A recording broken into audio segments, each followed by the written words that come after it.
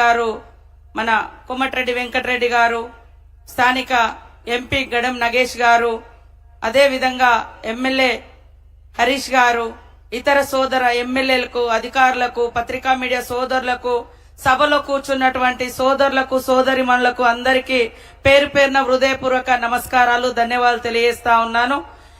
Adilabad district అనేది very very backward area sir. చాలా మంది ఇక్కడ ట్రైబల్స్, అదే విధంగా దళిత్ పీపుల్ ఉంటా ఉన్నారు, జీవిస్తా ఉన్నారు. పేదరికం, poverty also is here sir.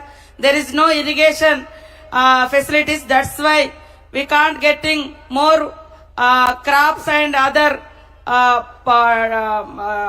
development activities. That's why first we are requesting for you, connectivity is main important to for development every village or every state. That's why we are requesting.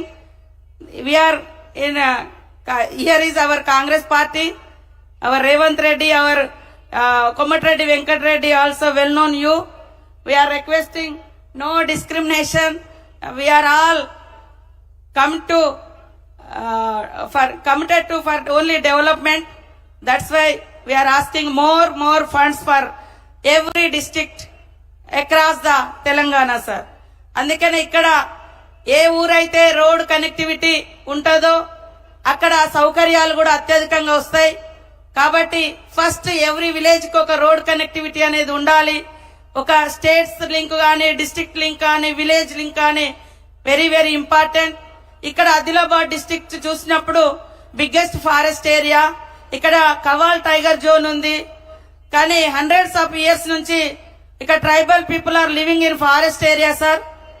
So forest permissions త్వరగా రాక చాలా రోజుల నుంచి ఆ road connectivity లేక ఎదురు చూస్తా ఉన్నారు. ఫారెస్ట్ పర్మిషన్స్ కూడా కొంచెం చొరవ తీసుకొని మన గౌరవనీయులు రెస్పెక్టెడ్ గౌరవ సెంట్రల్ మినిస్టర్ నితిన్ గడ్కరీ గారిని ఇన్వాల్వ్ అయి మీరు ఇక్కడ పక్క హమారా నియర్ బై స్టేట్ కనెక్టివిటీ ఉంది సార్, మహారాష్ట్ర అండ్ తెలంగాణ.